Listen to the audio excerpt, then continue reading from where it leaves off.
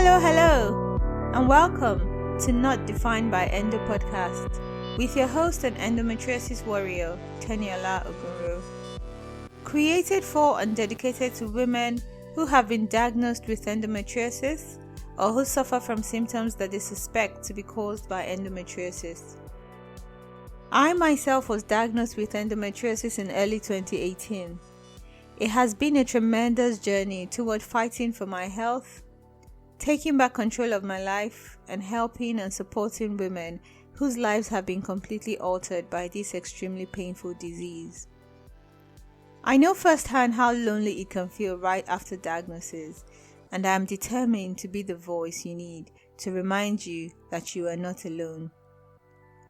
Endometriosis is a disease that doesn't have a cure yet, but with a holistic, multifaceted approach, which includes medical management, diet and lifestyle changes, stress management, hormonal balancing, therapy, Chinese medicine, natural products and exercise, it is possible to live a fulfilling life and fight endo. With this podcast, my intention is to share what I have learned and I'm still learning on my journey. Invite health professionals and endo specialists to provide their much needed insight, and speak to fellow endometriosis warriors who will be sharing their own individual experiences. At the end of each episode, I will provide a summary on what we have learned, important takeaways, and any other valuable information about our guests on the show. I will also put all the information in the show notes. So come on this journey with me, will you? Let's learn to fight endo and live well in spite of it. Don't forget to subscribe to the podcast for a weekly dose on everything endo. If you want to know more and stay connected, you can visit our website www.notdefinedbyendo.com for up-to-date information on endometriosis, its symptoms, and tools to help with management of the disease. Also follow us on Instagram at Not Defined by Endo, Facebook at Not Defined by Endo Support Group, and on Health Unlocked, www.healthunlocked.com/Not Defined by Endo. All of this information can be found in the show notes.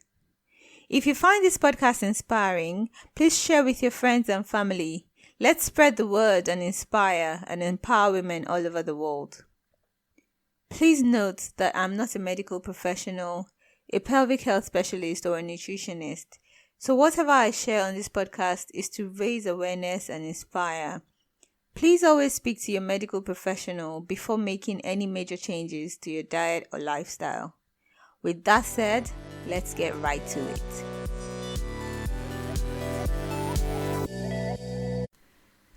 Today's episode is an interview with the amazing Nicole Cozean, who I'm honored to have met on Instagram. Nicole is a physical therapist with a doctorate in physical therapy and with a specialization in pelvic physical therapy. She has a private practice called Pelvic Sanity in Orange County, California. Nicole and her team treat women and men with any sort of pelvic concerns such as pelvic pain, sexual dysfunction, urinary and bowel conditions, and pre- and post-natal issues. I had been following Pelvic Sanity's Instagram page for a few weeks, and I found myself loving the posts, learning something every time, and actually looking for the profile just to check if any new content had been posted. Yes, it was that engaging. She not only posts about pelvic pain, but also has a mini-series about endometriosis and understanding the pain. Nicole also has a book, The Interstitial Cystitis Solution, a book that teaches how to heal from bladder and pelvic floor dysfunction. This can be found on Amazon, and I will put the link in the show notes. With endometriosis, there is a lot of learning that needs to be done, and our pelvic health is so important if we are going to learn to live well and beat endo. This is why I decided to reach out to Nicole for an interview, and I'm so excited that she said yes. So let's welcome Nicole as she shares her profound knowledge on everything to do with our pelvic health and the part endo plays.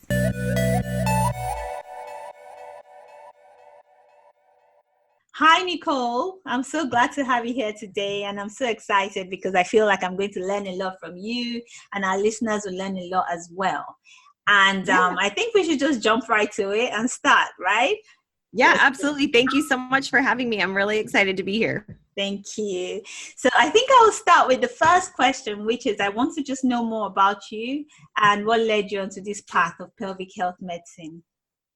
Yes. So my name is Nicole Cozean. I'm a physical therapist with a doctorate in physical therapy. And then I went on to get a specialization in pelvic physical therapy, or pelvic physio, I think you guys call it.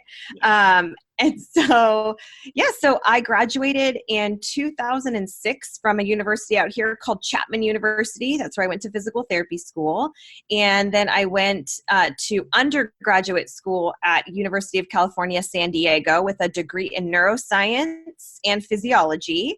And so physical therapy was always my passion and always my path, but pelvic health was definitely not on my radar at all. I actually had a specific anatomy project that was assigned to me in PT school that had to do with the pelvis.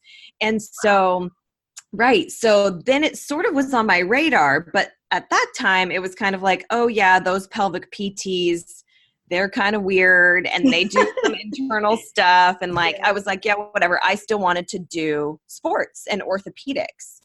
And life always takes interesting turns, but I started working at a hospital-based setting here in outpatient orthopedics. And the people that my bosses were always giving me the nudge, hey, I know you wanted to do something in pelvic. And I was like, no, actually I don't. That was just on my resume to get hired. Right. But then they bribed me essentially with continuing education courses and and the ability to create a whole program from the ground up at this hospital. So I did it with the assumption that I was going to do it for a year and then be done with it. And I tell this one story a lot because to me, there was a day that clicked in my brain that I was like, I am meant to do pelvic health. I was treating both at the same time, half pelvic and half orthopedics. And I had this kid come in one day and he was about 17 years old and he had hurt his ankle. And he was skateboarding and he was very clear to me at that time that he was going to get better no matter what I did. He was resilient. He was young. He was not going to listen to anybody. He wasn't doing the exercises and he was still doing fine. And then the next patient that I had was a person who I'd only seen for about 4 months. And she had vaginismus, which is a tightening of the pelvic floor, pretty severely. And she was unable to have sex, and she had been married for 5 years. Wow. And they'd never been able to consummate their marriage. And we got them to be able to have sex. And eventually we were able to get them to have pain-free sex. And she was crying.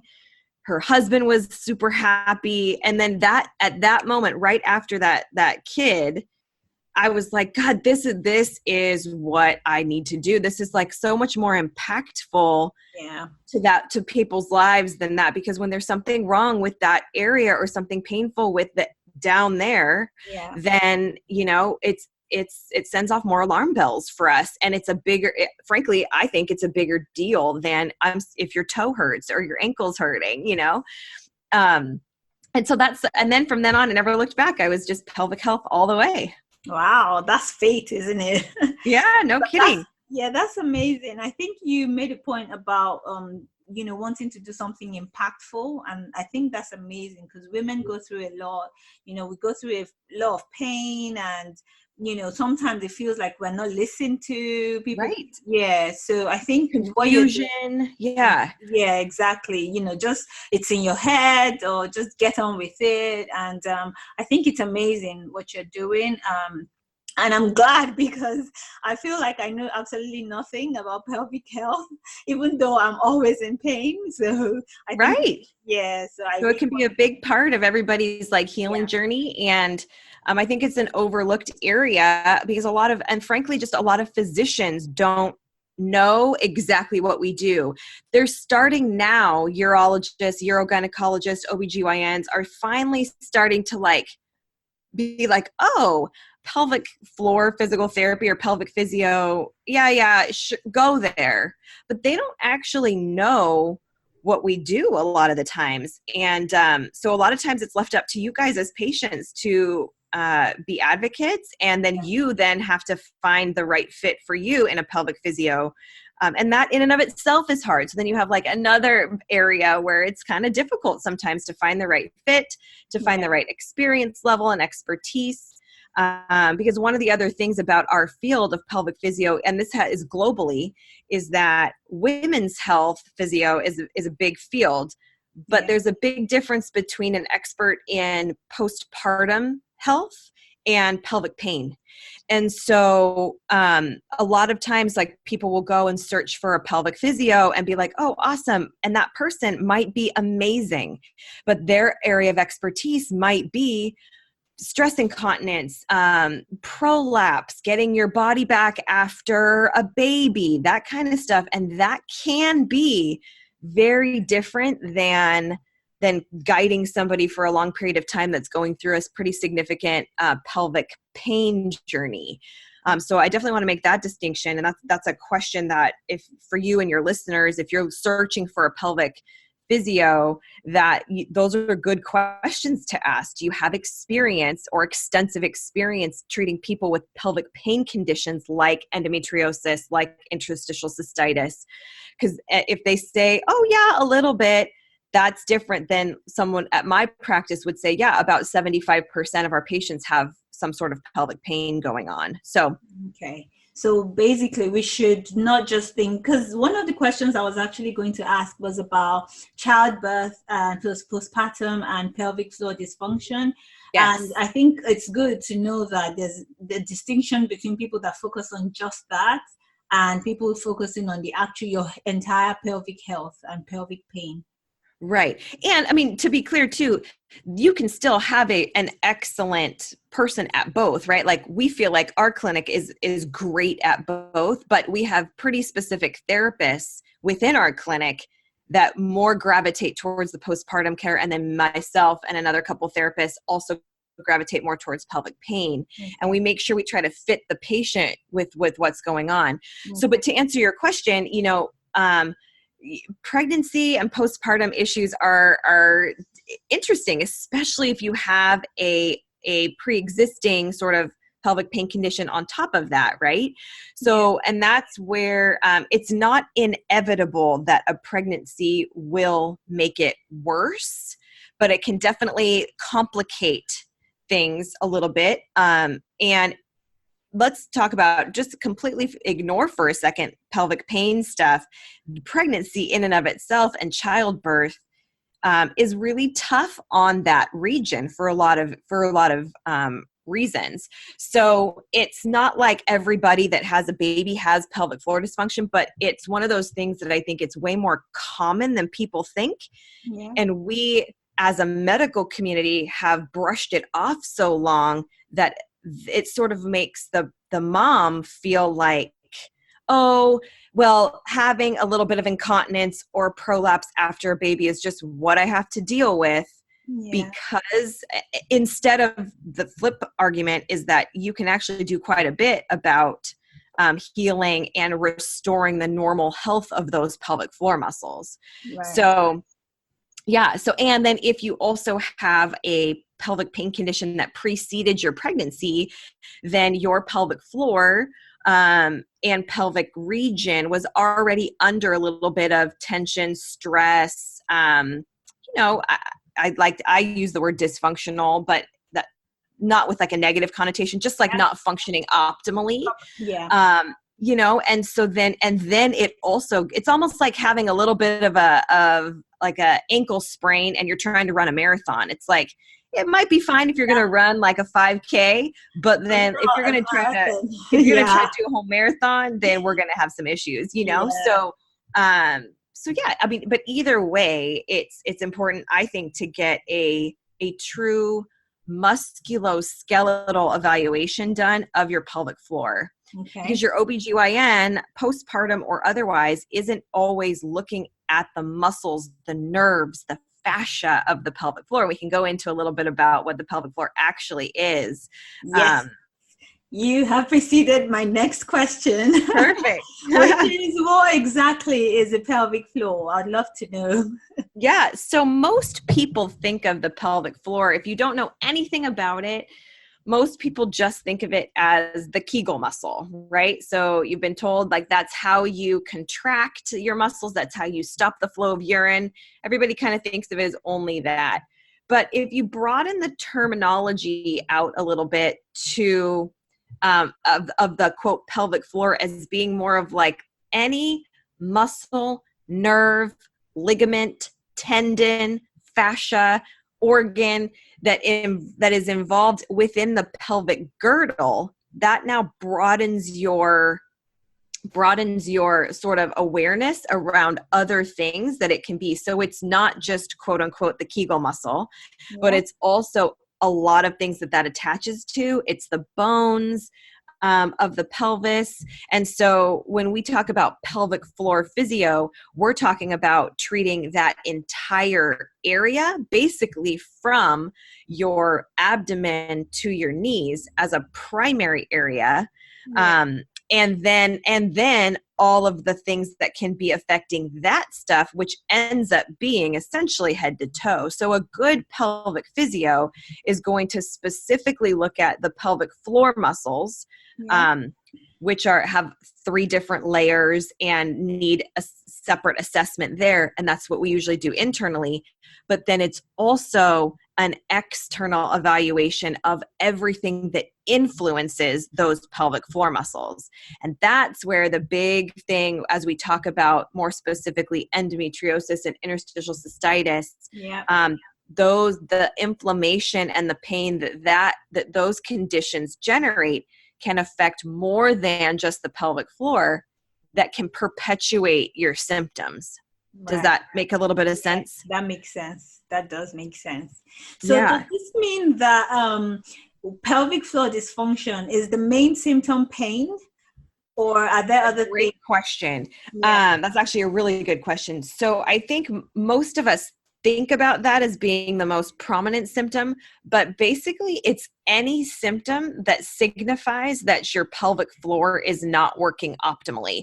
So if you think about the functions of the pelvic floor, if you have a problem with any of those functions, and that includes urination, defecation, sexual intercourse or activity, and pelvic stability and spine stability, those are like the 4 major things. So if you have problems or issues with any one of those 4 areas, then pelvic floor dysfunction or a suboptimal pelvic floor functioning can be very likely.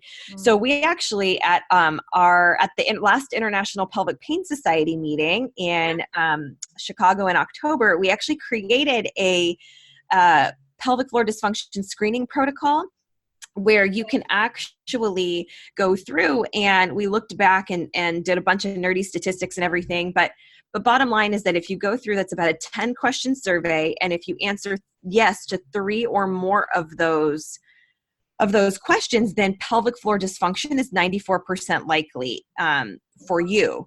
And that doesn't mean that that's 100% the cause of your symptoms, but what it means is that it warrants a trip to the pelvic physio to see about the status of those muscles and how they're functioning in a bigger system.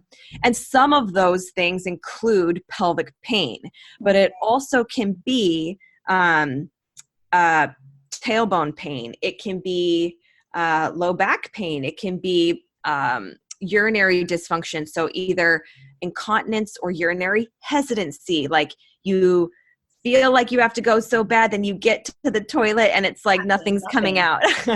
Or an intermittent urine stream, or constipation problems pooping, you have to strain to have a bowel movement. I mean, all those things can be related to pelvic floor dysfunction. And so if you have 3 or more of those things on that sheet, and I think we can probably give you like the link to that and stuff to put in your show. Yeah, I'd love to have that in the show notes as well. Yeah, but so I think that's a really good place to start. And then, but those questions are based on the functions of the pelvic floor, which is urination, bowel movements, stability for your pelvis, and sexual activity. So you'll see all of the things on there. So that's another good way to figure out if you possibly have pelvic floor dysfunction. Okay. As part of your symptoms. Okay, that's great. Our listeners, most of them have endometriosis. So I would say, how would we say endometriosis contributes to pelvic floor dysfunction?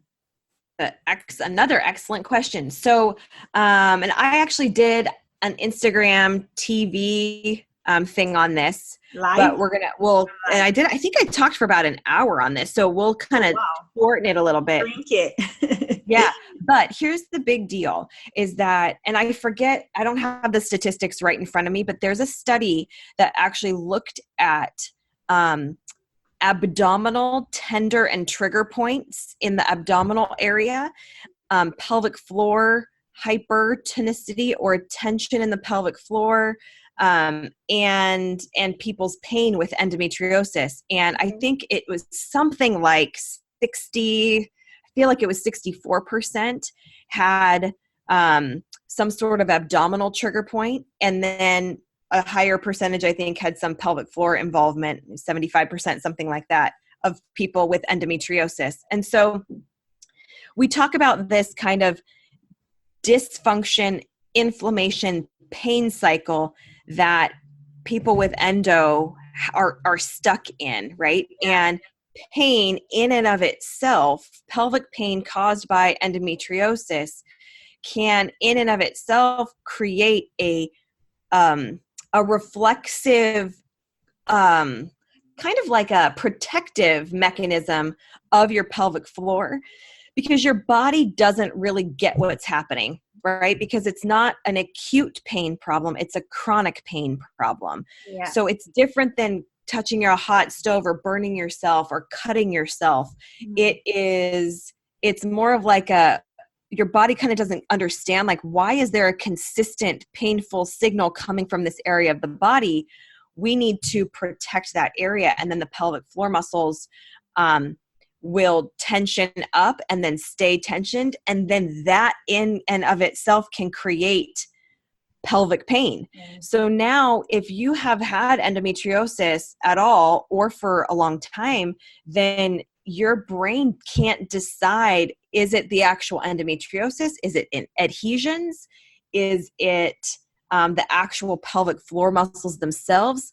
All it knows is that there's pain down there. And so that's one of the things that I feel like a pelvic physio can be really valuable in, is helping to tease out what percentage of your symptoms and your pelvic pain is coming from certain areas. So I've had people where it's like, actually the symptoms of pelvic floor dysfunction are like 100% of what they're feeling, even though they have stage 3 endo or something. Because remember, there's also studies, and I'm sure your listeners know this too, but that endometriosis and pain isn't correlated. So you can have very significant endo with no pain, and you can have very stage 1 endo with a ton of pain. Yeah. So what the key there is like, if it's not correlated, then there must be something else that is also contributing to pain in that region. And so then we look at the muscles, the nerves, the fascia, of the entire pelvic girdle. And that's where your OBGYN, as skilled of an excision surgeon that he or she might be, is not going to be able to assess that in a thorough way. At best, they're going to tell you that that's a problem. And then that's our job as physios to learn how to fix that and help yourself to fix that. So that was a little bit long-winded, but I hope that kind of makes sense with the chronicity of the pain and how that affects how your brain perceives that pain. Yes. And that is not to say that the pain's in your head, but it does get transmitted differently once you have pain for a long period of time.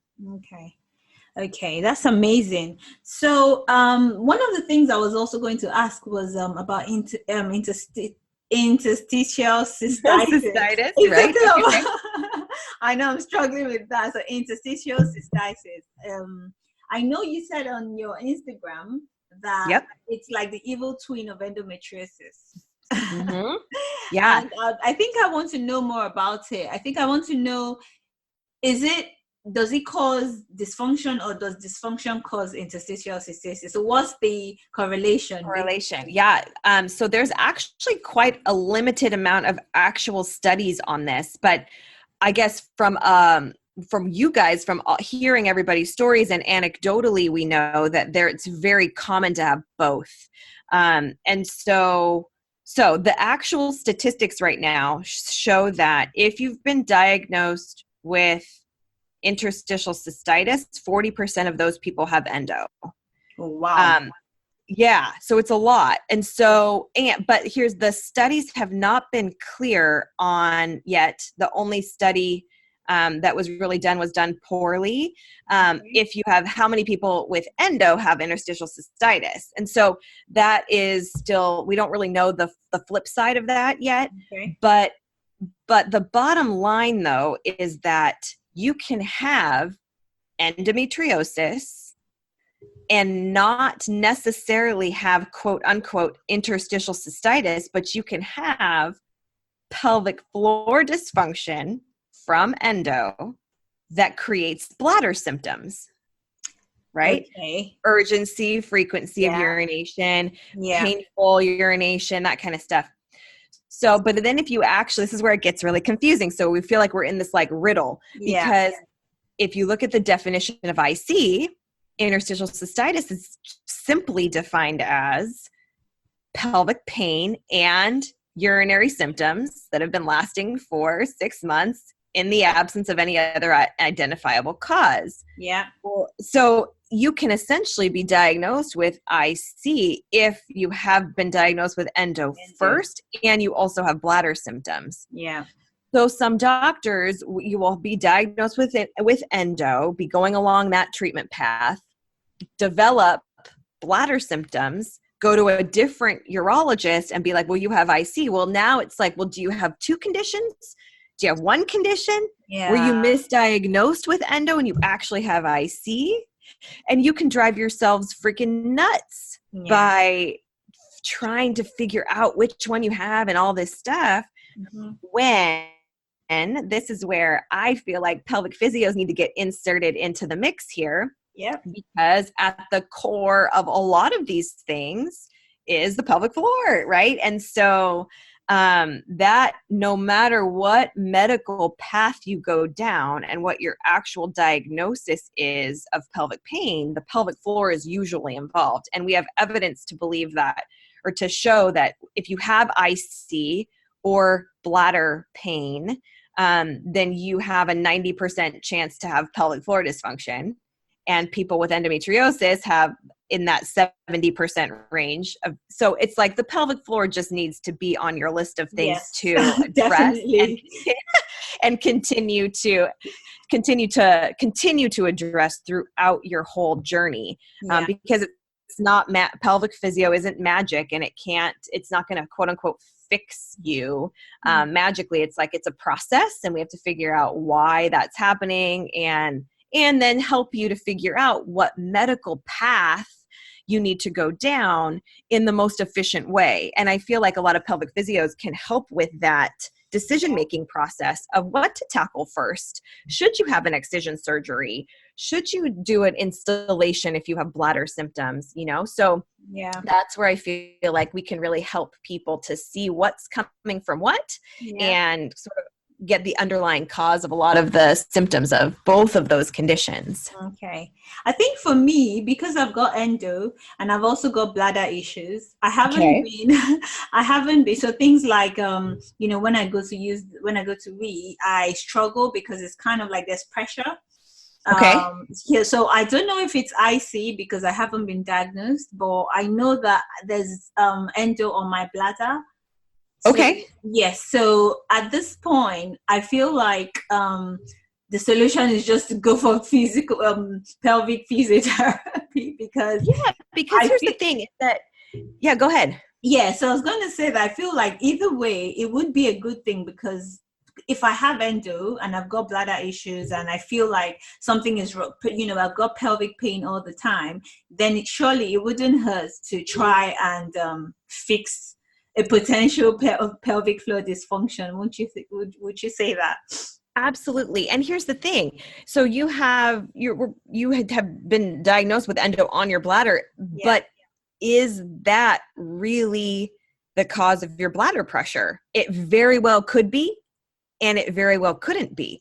And so the only way to sort of figure that out is to just go to physical therapy, see if it helps, and then you kind of know from there, right? Versus, I mean, with the lesser of that's like the more conservative route, right? Now, of course, you can go have a surgery and get an excision surgery and actually get that excised off and all that stuff. But even then, right? Even then, that's still like an insult to that area. There's scar tissue that can be built up after that. That a pelvic physio can actually help with as well. So whether you end up having the surgery or not, or multiple surgeries or whatever, like I just, and I know I have a biased opinion, but pelvic physios are really like so helpful throughout the entire process, helping you recover from the surgery, just helping you discern which symptoms are coming from what, I think so quickly, we want so badly, and for you guys, for sure, since you guys have been going through things for quite a long time, it's with the MRI findings or of a fibroid or oh, I've endo on my bladder, like great. And even from like a low back pain perspective, right? If you find that you have a bulging disc, it's like, oh, awesome. We found the reason, but that's not necessarily the pain generator. And I think that's the biggest thing that I want everybody to sort of know is that the medical organ-based reason why you could be having something might not be the pain generator. It might not be the thing that's creating the pain. Yeah. So, and if you're not addressing the pelvic floor component, then you can be missing like a big area of potential pain generators that can calm down your whole nervous system and help you sort of move on into better treatment options that will be more effective. Okay. So going on from that, so I guess going to a pelvic health specialist would be my next step, right? If that's what you would suggest I do next. So I would say my next question would be, what kinds of maybe lifestyle changes or exercises? So I know the pelvic therapist would help me through the process of from the beginning to the end of improving my pelvic floor function. But if I'm at home, for example, and I'm trying to carry on doing that, what would you say? What kinds of exercises or lifestyle changes, diet, whatever it is, would you suggest that I begin to do to help myself? Yeah, so that's an excellent question, and it's a long list of things, but not meant to be overwhelming, right? And so this is where I feel like too is that yes, if we could be perfect on diet and exercise and sleep and stress and all of these things, like wouldn't that be wonderful, But I do feel like there are certain things that for some people might be more important to start with. So for instance, let's just give an example where let's say you have endo and then you also have a lot of gut upset, GI, bloating, that kind of stuff. Then for that person, then we need to look into that as sort of a pain generator as it relates to their endo. So for that person, I might focus more at the beginning on what are actually the food sensitivities that you have, diet.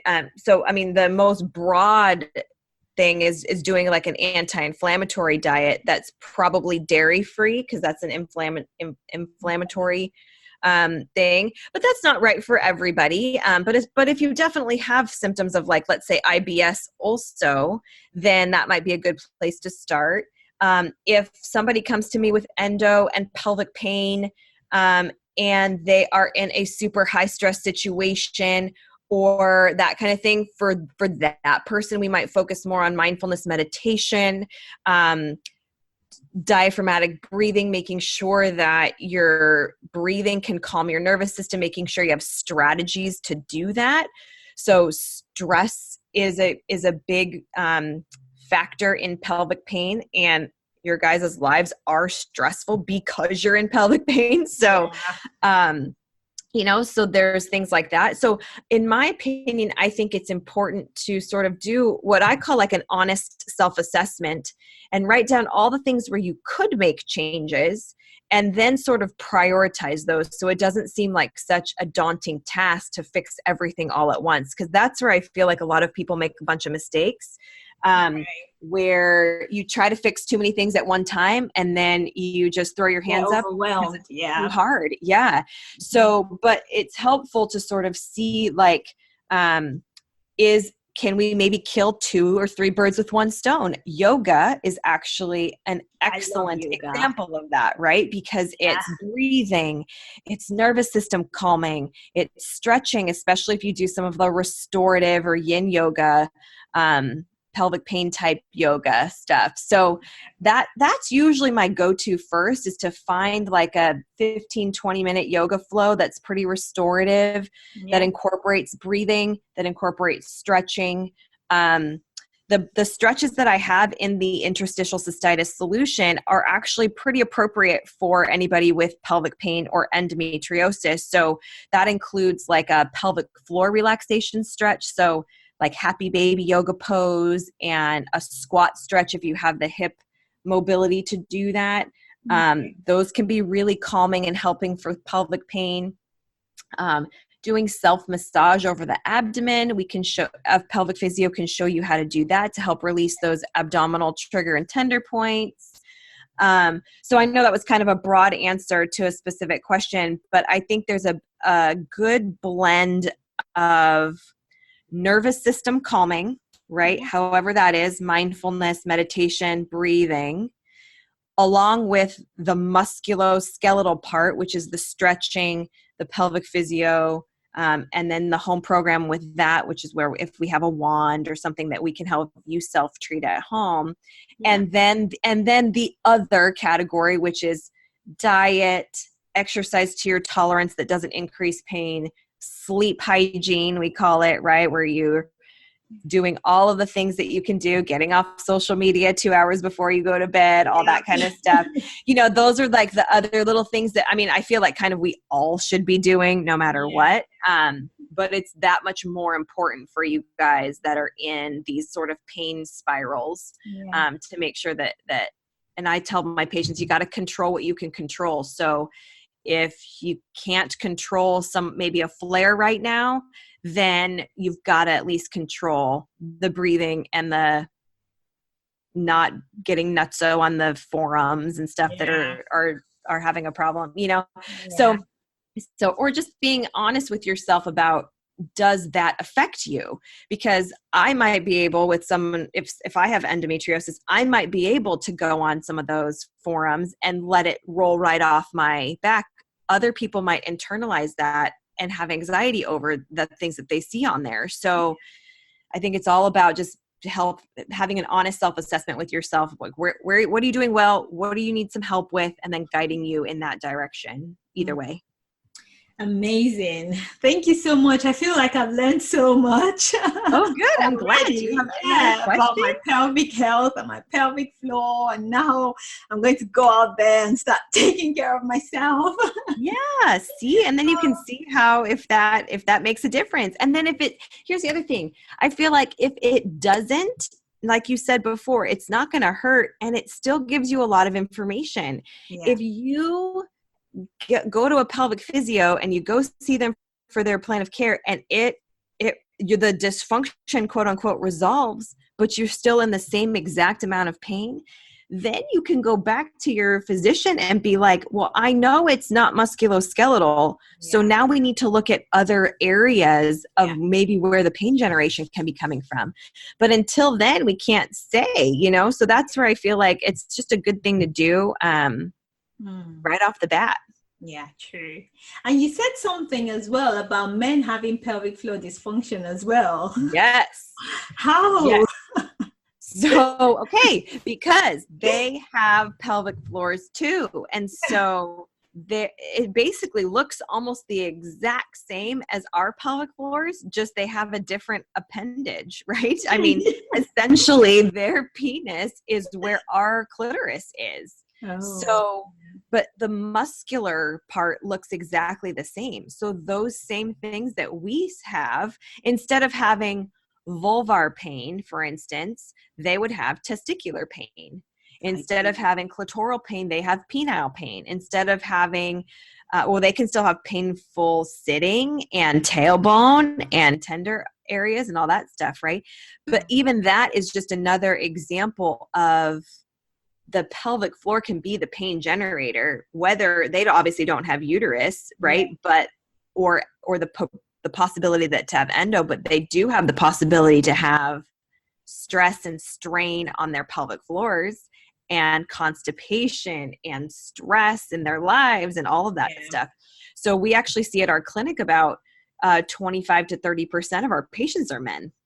Amazing. Wow. Which is a lot. Yeah. And they can have prostate issues later because that's their organ in there. They can have bladder issues. So it can be just as debilitating for men in certain ways as it can be for women. We just have a little bit more complex of some parts and hormones and stuff. But so, yeah. Thank you so much. This has been really enlightening. So would you tell us a bit about your book, The IC Solution? I think our listeners would love to probably pick it up. I think I will be. Yeah. So it's available on Amazon, and it's called the Interstitial Cystitis Solution. And even though it does focus some on IC itself, right? What is IC? How is it diagnosed? What are the causes? All of that stuff. It also has a ton of really good information about the pelvic floor, the nerves of the pelvis, all the stuff that we're talking about with pelvic floor dysfunction, how to self-treat, stretching protocols, and then we have flare busting plans in there, action plans, symptom logs, bowel and bladder diaries. So it's a really cool resource. If you even suspect that you have something going on with your bladder, it would still be a good resource for you. It has a whole medication list that's some of it's IC specific, but some of it is not. Some of it's more pelvic pain related. So we've had a lot of good results from people like taking that book into their physician's office and helping to guide the conversation a little bit. So it's great. It's my husband and I wrote it together. I am the brains behind it, but he is the making sure you don't fall asleep reading it. So he helped me kind of get my thoughts all together and write it down in a way that it was easily digestible. So it's written for patients, but any practitioner can also, everything that we say in there is backed up by the most current research that we had at the time of writing it, which was a couple years ago. Okay. So, and nothing had been written about IC in a comprehensive way since Dr. Robert Moldwin wrote a book, but that was in like the 2000s. So this came out in 2016 or 2017. So it's kind of the most up-to-date research-based thing on IC, and it has a big twist on pelvic floor dysfunctions because I'm a pelvic PT. So, okay. But it can be a really great resource. Okay, and it's on Amazon, you said.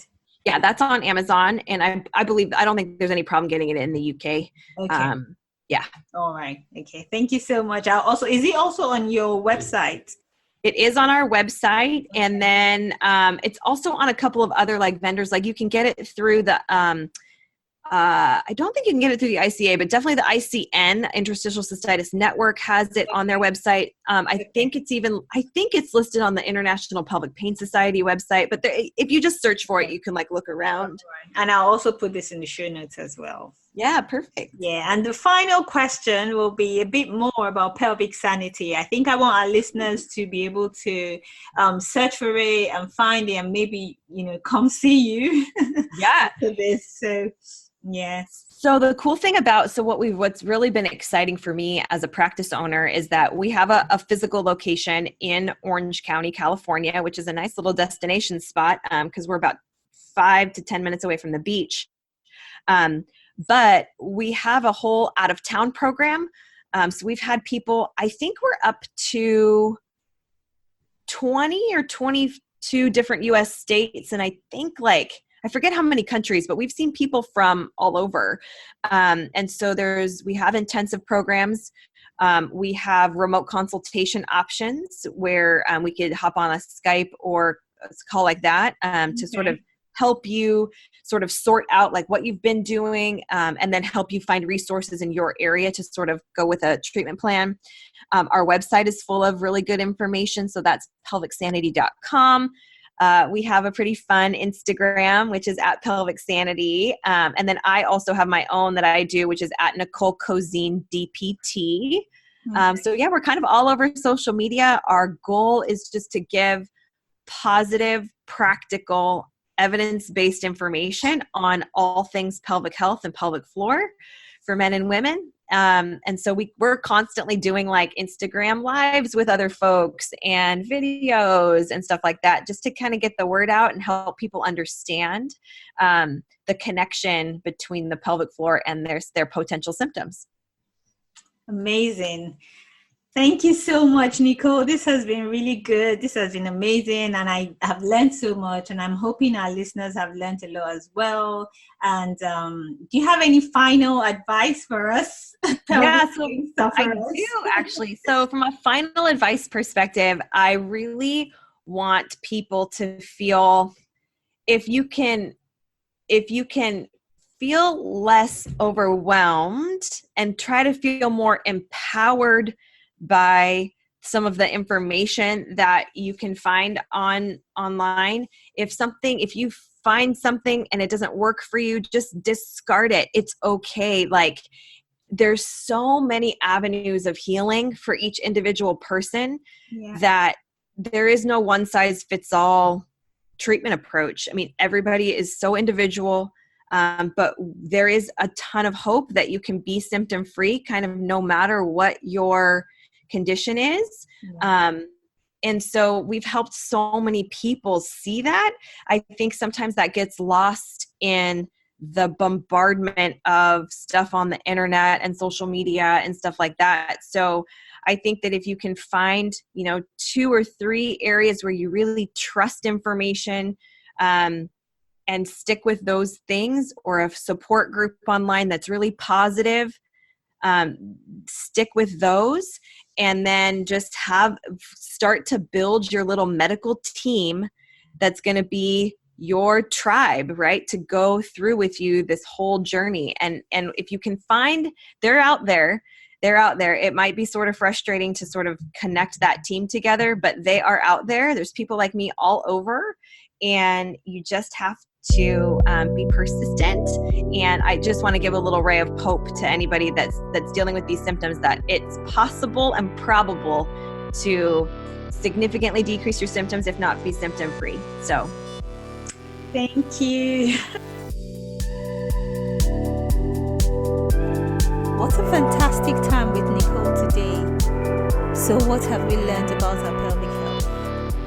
Our pelvic floor is any muscle, tendon, ligament, bones, fascia that make up our pelvic girdle and provide support to our bladder, uterus, and colon.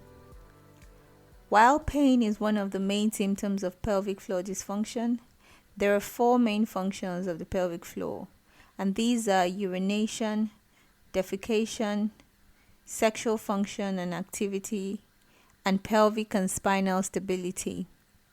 Any problem with any of these functions could mean pelvic floor dysfunction. A few studies show that there's a correlation between endometriosis and interstitial cystitis. You can have pelvic floor dysfunction as a result of endo, resulting in bladder and urinary symptoms, even if you haven't been diagnosed with IC.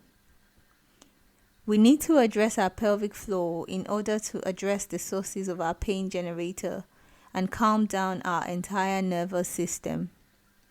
Being diagnosed with endo or IC might not be the only reason for the pain. And if pelvic physical therapy doesn't work, there's no harm done. And at least you can go back to your doctor and continue to investigate. There are various ways to begin to address pelvic floor issues. Do a self-assessment and write a list of changes you need to make. Then do them one at a time so you don't get overwhelmed. If you have symptoms of IBS, gastrointestinal issues, then it would be good to eat anti-inflammatory foods. Mindfulness, meditation, and diaphragmatic breathing can also help to alleviate pain. Yoga, stretching, and self-massage can also be very good ways to help with pelvic pain and stress. I hope we have learned a lot from Nicole today. I know I have, and I will be practicing many of these lifestyle improvements. For more information on Nicole's practice, visit www.pelvicsanity.com. Also follow her on Instagram at Pelvic Sanity, and make sure to watch her IGTV Endo and Gut Health miniseries. Nicole's book, The Interstitial Cystitis Solution, is available on Amazon, and the link is in the show notes. Until next time, I am Teniola Ogunro, and remember, you are not defined by endo.